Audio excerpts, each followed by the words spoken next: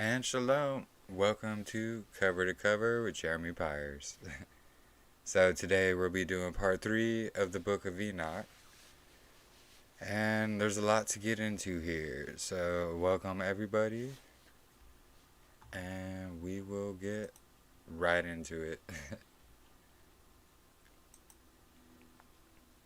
So we left off at chapter 19. So we'll be starting at chapter 20. Excuse me. Alright, chapter 20 of the book of Enoch. These are the names of the angels who watch Uriel, one of the holy angels, who is over clamor and terror. Raphael, one of the holy angels, who is over the Ruachath of men.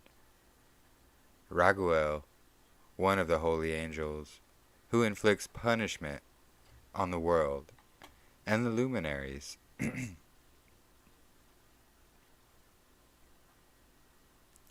Michael, one of the holy angels, who is over mankind's virtue,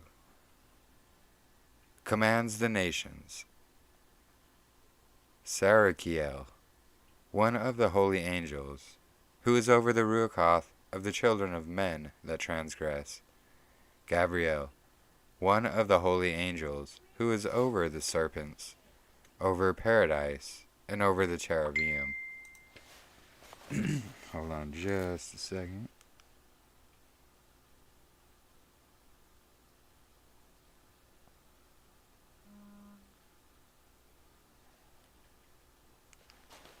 Alright. Chapter 21. Excuse me. And then I made a circuit to a place in which nothing was completed, and there I beheld neither the tremendous workmanship of an exalted heaven, nor of an established earth, but a desolate spot prepared and terrific. There, too, I beheld 7 stars of heaven, bound in together, like great mountains, and like a blazing fire. I exclaimed, for what species of crime have they been bound? And why have they been removed to this place?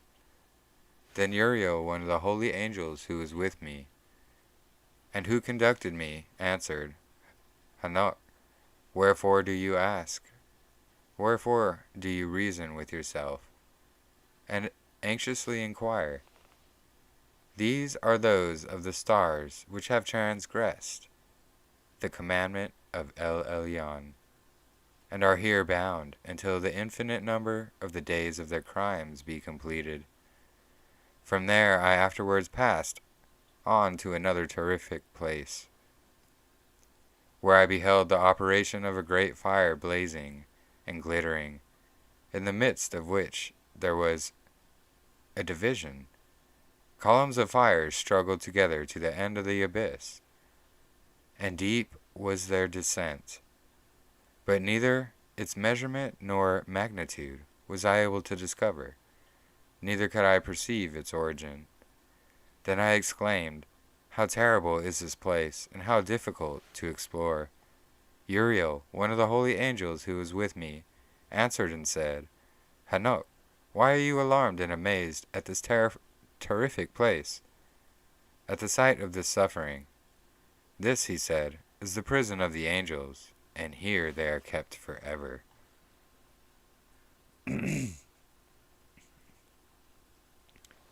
Alright, hey, shalom Andrea, shalom Alyssa, welcome, welcome.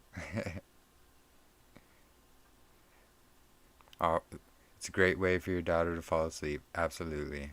I agree. Anything with scriptures. That's what I try to do for my sons. Oh, welcome back.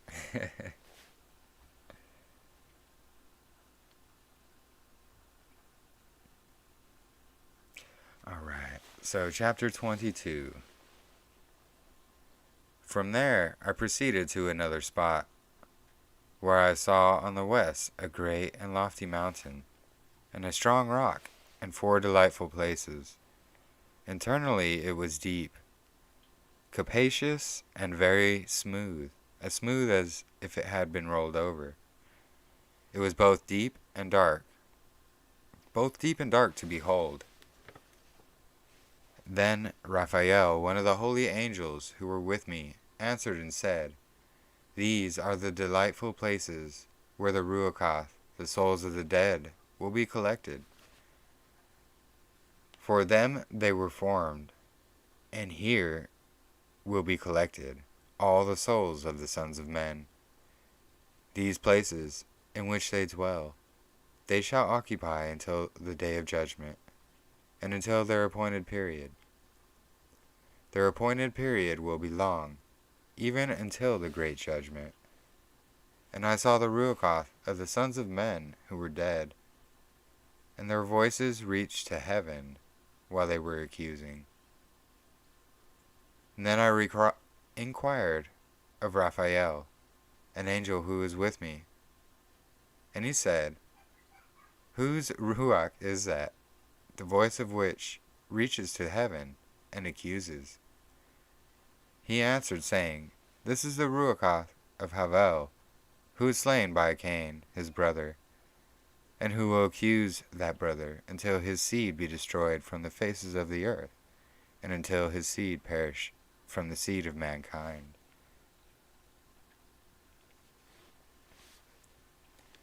At that time, therefore, I inquired respecting him, and respecting the general judgment, saying, Why is one separated from another?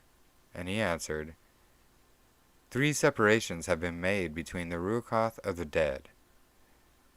So, I should probably explain this a little bit. So this is explaining where we respectively go when we die here on earth. We don't go immediately to heaven. We don't go immediately to hell. No, we go to these, it's what's called Sheol. And this is the waiting place. And there's 3 different chambers. And it's going to explain all 3 of them right here. This is also why the book of Enoch, it brings a lot of context, just like pretty much every single book I've read on my channel. It brings context into everything. The only reason they toss these books out is, one, because because every single one of the books I've read on my channel prove Messiah and predict Messiah and talk about Messiah. So of course, Judaism wants to hide all these books. Oh yeah, those are fake. They're blah blah blah.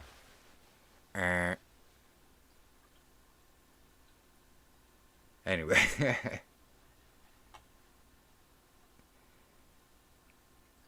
So this is just going to go into the separation of where we go when we pass until the day of judgment. So, namely, by a chasm by water, and by light above it, and in the same way likewise are sinners separated when they die, and are buried in the earth, judgment not overtaking them in their lifetime. So, this also explains why as followers and believers, we will be persecuted, because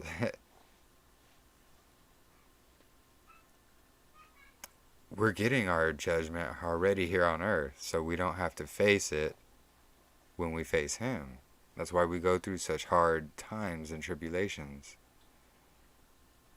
And that's why all these sinners, they seem to have it so easy, and no matter what they do, they're getting all this money and this and that and another thing, whatever. They're just doing so well. Well, you might think that, but they're going to get their time. And that says it many times across scriptures, but here's just another. And it shows that they are separated.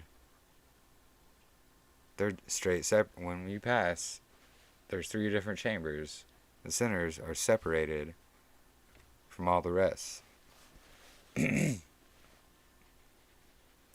here their souls are separated, moreover. Abundant is their suffering until the time of the great judgment.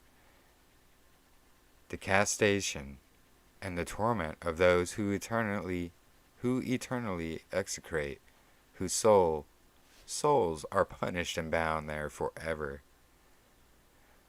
So they may have it easy here for a little bit while they're alive. It ain't nothing to punishment and torment eternal.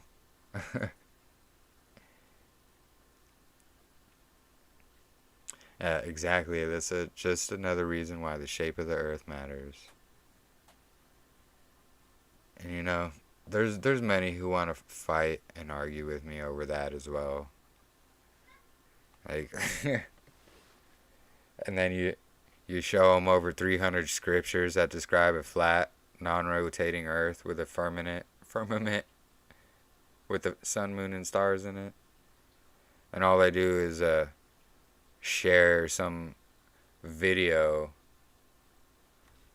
some NASA video explanation. I'm like, you can't explain these scriptures? Like, you're going to explain it away with these Masonic lies? I mean, that's just you inhibiting yourself, really.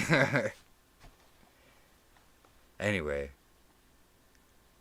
Yes, it absolutely matters. A lot of people say, oh, it's not a salvation issue and blah, blah, blah. You know, not following His word is a salvation issue. Not discerning correctly His word is a salvation issue. So, put it however you want it. If you can't discern that scriptures describe a flat earth, then I'm going to have to question the rest of your discernment of scriptures, honestly. Like, Just plain and simple. Just tell them the truth. Anyway. And thus it had been from the beginning of the world. Thus has there existed a separation between the souls of those who utter complaints, and of those who watch for their destruction, to slaughter them in the day of sinners.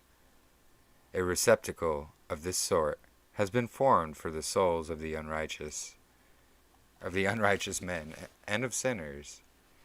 A receptacle, like a waste receptacle, of those who have completed crime and associated with the impious, whom they resemble. Their souls shall not be annihilated in the day of judgment, neither shall they arise from this place. Then I blessed Elohim, and he said, Blessed be my Adonai Yahuwah, of glory and of righteousness, who reigns over all forever and ever. So, if you couldn't tell, this part is explaining Sheol and the separation, and how basically the sinners' souls are going to go into a waste receptacle of torment.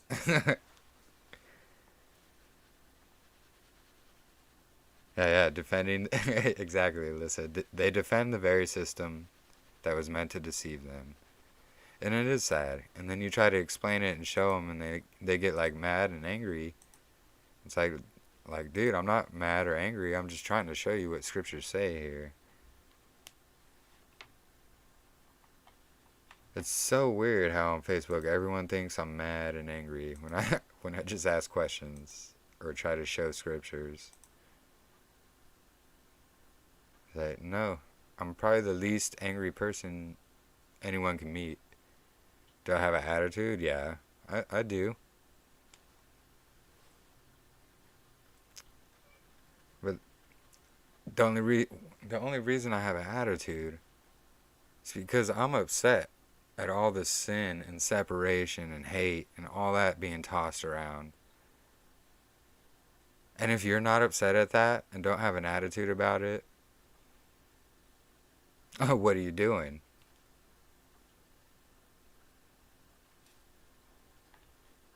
I'm just trying to be loving and share His truth and love, honestly. That's all I want to do.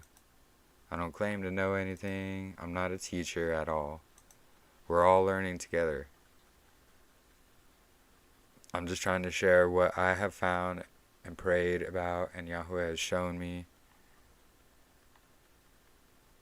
And there's too many people that toss out all these books that I've read on my channel because they listen and follow men instead of actually reading them for themselves.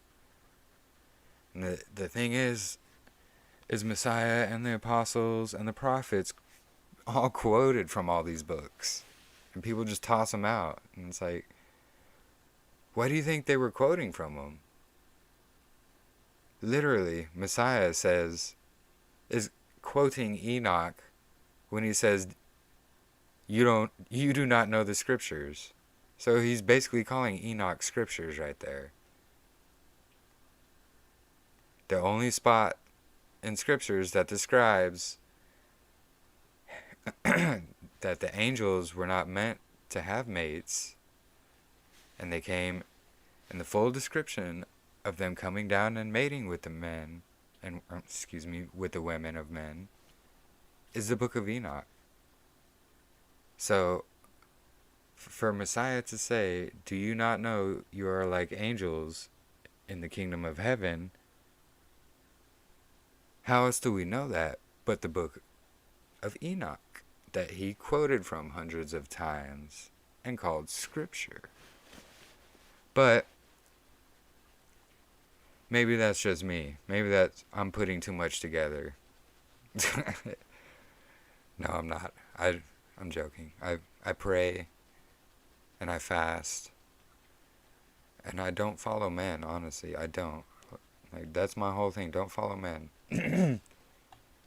A brother I've known for 4 years straight up attacked me for posting Second Timothy scripture. Because people are on these, pushing these pagan vegan doctrines. And so all I did was share my Second Timothy meme. Like, I'm sure most of you have seen it. I've shared it like 100 times. All I did was share that. And I got attacked by a brother I've known for 4 years, by him and his wife. Both attacking me. And then when I asked, hey, what are our, sharp canine incisors for? They're for chewing bark off a tree, is the answer they gave. Like, are you kidding me? Like, and then, I deleted my comment after that because I was just done. I didn't want to cause separation. And he straight hunted me down on like 3 of my posts to cause dissension and separation. Like, this is a brother I've known for 4 years. And he's going to hunt me down purposefully, calling me a false teacher, a liar, and this and that, when all I did was post scriptures. So I'm not the one who's a liar or a deceiver.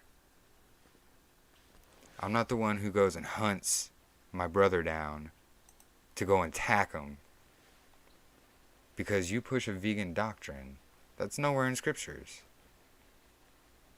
And that was it. That was their thing. Well, Adam and Eve didn't eat animals. Well, you know what? We were still designed with canine teeth, weren't we? These sharp teeth, they're made for cutting meat, not for chewing bark off trees. We're not meant to eat bark off trees. You're kidding me. Like, anyway. I ramble on sometimes. It just gets ridiculous. And I'm just giving examples of what I have to put up with. And these are just small examples, like, that's why I really avoid Facebook, to be honest. It's, people will take a post way out of context. They'll take a response way out of context. They'll just take everything way out of context. And the next thing you know, like, you're having to block each other because, like, you won't stop. Anyway.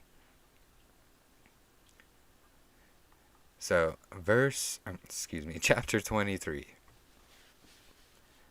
From there I went to another place, towards the west, unto the extremities of the earth, where I beheld a fire blazing and running along without cessation, which intermitted its course, neither by day nor by night, but continued always the same. I inquired, saying, What is this, which never ceases? Then Raguel, one of the holy angels who were with me, answered and said, This blazing fire, which you behold, running towards the west, is all the luminaries of heaven.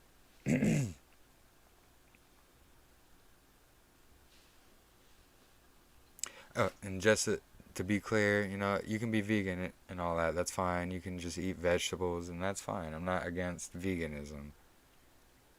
But if you're going to be pushing it and making the people who eat meat feel bad for doing so, like, that's stepping over the line. And that's when I'm going to say something. I just wanted to clear that up. Like, I'm not against veganism. I'm just against if you're pushing others to be and saying meat is bad and this and that. Like, that's what I'm against.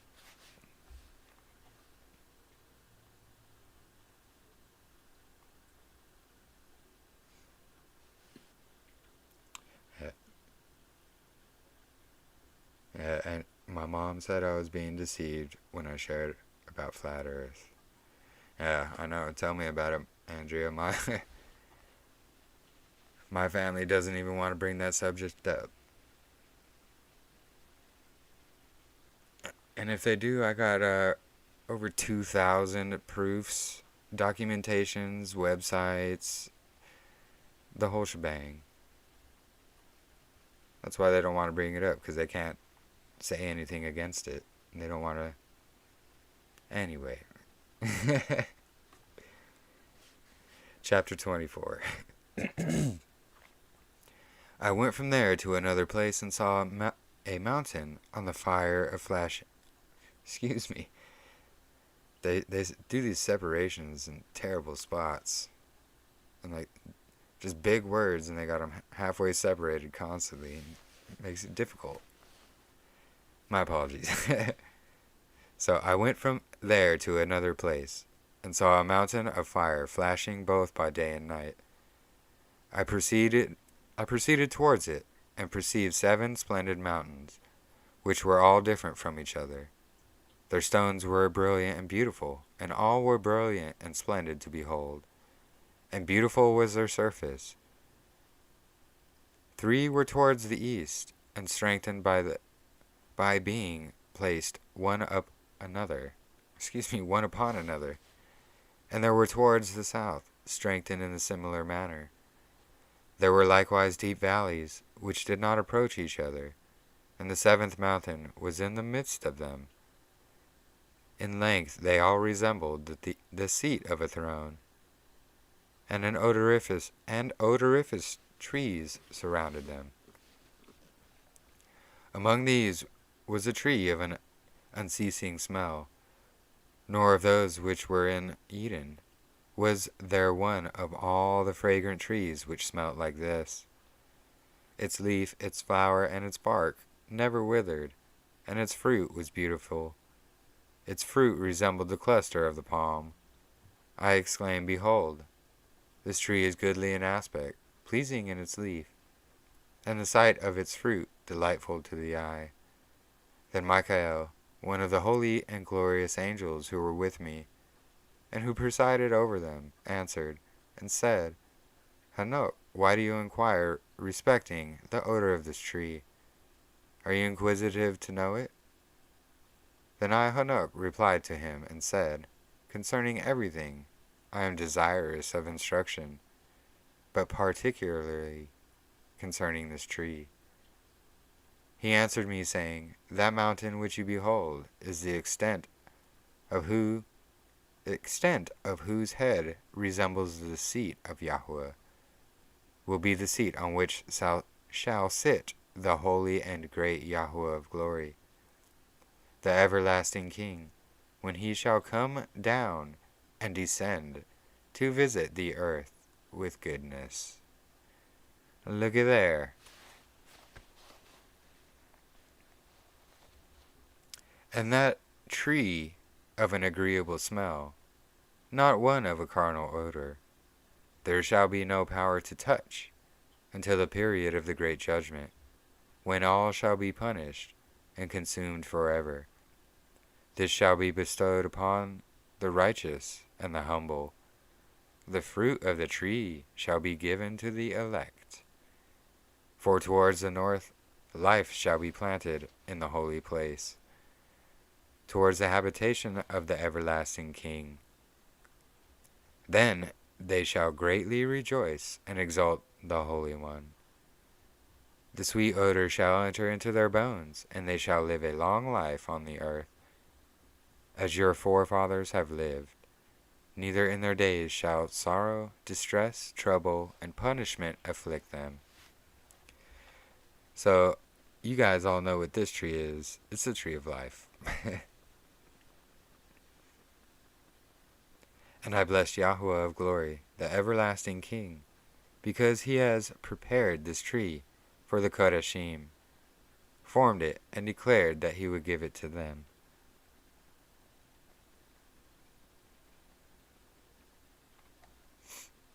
Chapter 25. From there I proceeded to the middle of the earth, and beheld a happy and fertile spot, which contained branches continually sprouting from the trees which were planted in it. There I saw a holy mountain, and underneath it water on the eastern side, which flowed towards the south. I saw also on the east another mountain as high as that, and between them there were deep, but not wide, valleys. Water ran towards the mountain to the west of this, and underneath there was likewise another mountain. There was a valley, but not a wide one, below it, and in the midst of them were other deep and dry valleys towards the extremity of the of the three. All these valleys, which were deep but not wide, consisted of a strong rock, which a tree was planted in them. And I wondered at the rock and the valleys, being extremely surprised. Chapter 26. And then I said, what means this blessed land, and all these lofty trees, and the accursed valleys between them? Then Uriel, one of the holy angels who were with me, replied, this valley is the accursed of the accursed forever. Here shall be collected all who utter with their mouths unbecoming language against Elohim, and speak harsh things of his glory. Here shall they be collected. Here shall be their territory. In the latter days an example of judgment shall be made of them in righteousness before the Kodashim, while those who have received mercy shall forever, all their days, bless Elohim, the everlasting King. And at the period of judgment shall they bless him for his mercy, and he has distributed it to them. And then I blessed Elohim, addressing myself to him, and making mention, as was met of his greatness. Chapter 27. From there I proceeded towards the east to the middle of the mountain in the desert, the level surface only of which I perceived. It was full of trees, and the seed alluded to, and water leaped down upon it. There appeared a cataract composed as of many cataracts, both towards the west and towards the east. Upon one side were trees, and upon the other water and dew. Chapter 28. Then I went to another place from the desert, towards the east of that mountain which I had approached. There I beheld trees of judgment, particularly the sweet-smelling opiate, frankincense, and myrrh, and trees unlike to each other, and over it, above them, was the elevation of the eastern mountain at no great distance. So chapter 29, this where we'll stop for the evening. It's crazy how fast 10 chapters go. I usually do 5 at a time, but here we're doing 10 at a time in the same amount of time, basically. So chapter 29. I likewise saw another place with valleys of water, which never wasted, where I perceived a goodly tree, which in smell resembled the majestic tree. And towards the sides of these valleys I perceived cinnamon of a sweet odor. Over them I advanced towards the east. Alright. So, man, I need to adjust my camera. My apologies, it's kind of blurry.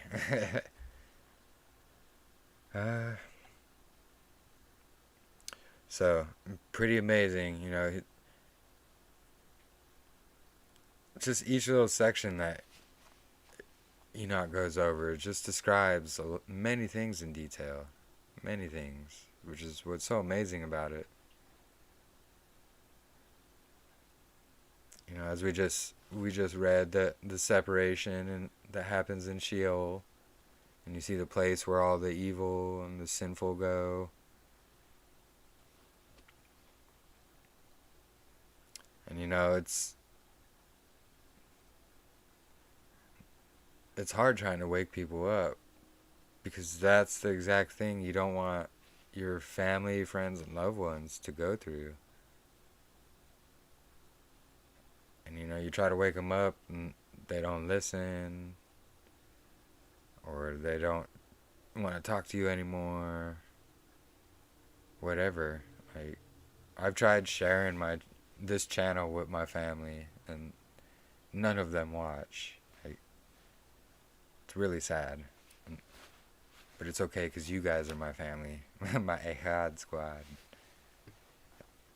Anyway, even though we're small, I only have like about 230 subscribers. I don't care about fame, none of that. I don't care about thousands of people in my chat cluttering it up. You know, but I do love answering questions and I don't mind. And if that does happen, that's fine. I'm just going to keep doing what I'm doing. I'm reading his words, testing everything. Like everything I read on here, I have tested for myself. So, and I just want to share what I found with love. And I just want to guide others to the same path that we're all supposed to be on. Thank you guys. Thank you, sisters. I mean, I love my family and I'm close with them. It's just like we don't have a lot to talk about because like I want to talk about scriptures and his word, and they want to talk about the world. I mean, whatever. It's all good. I pray for them. I pray for all of you. I pray for all your loved ones as well. It's getting close and close. Excuse me, closer and closer. And the world today just you can tell. It's getting so close. Like the Antichrist is gonna be here soon. I can feel that. He's already here. He's gonna be revealed soon, I should say. It's crazy times, blessed times. Honestly, I'm pretty excited for him to come. I ain't perfect. I know that. I struggle every day. But I just pray and pray for his forgiveness. And pray for his guidance. And I thank him every day as well. But anyways, I do have my two sons. My oldest, he doesn't really listen a lot. Callan, though, my youngest, he's on top of it. He loves Yahweh. And Max, my oldest, it was too late by the time I was awakened. And now he's kind of like, I teach him about it, but he doesn't soak it in because he's not interested in it. So I mean, I don't want to force anything because then it causes him to hate it, because that's exactly what happened to me. My dad tried forcing Mormonism on me and I just hated it. And coming to find out, now that I've woken up, every single secular religion is fake and pagan, and Mormonism is right on top of there. Anyway. Yes, thank you, Alyssa. All we can do is plant the seed. That's absolutely correct. That's all I try to do. And avoid Facebook, because all people want to do is fight at and bite at you, like, because there's some hungry wolves on there. So be armored up is all I could say before going on Facebook. That's why I only check it once a day. I gotta be armored up for that. Because people in their comments, man, showing some teeth. Anyway. And they wonder why I have an attitude. Anyway. Thank you guys. Thank you all. Thank you sisters. Thank you brothers. Thank you all mishpacha for joining. Thank you all for tuning in. Hey, shalom over the bus. I don't recall who you are. I know, but I don't recall. But shalom, shalom, and welcome. And thank you for joining. Feel free to like and subscribe and share if you haven't already. All my live streams I leave on, so they're always up. You can watch them over and over and over. And I put them into playlists so you can watch them in a row. Anyway, thank you all for joining me. Have a blessed evening. Have a blessed week. And we'll see you next week at the same time and same channel. Oh, yes, Brother D. Brother D. That's correct. See, I knew it was on the tip of my tongue, brother. Thank you for joining, though. Thank you. I appreciate it, and I love you.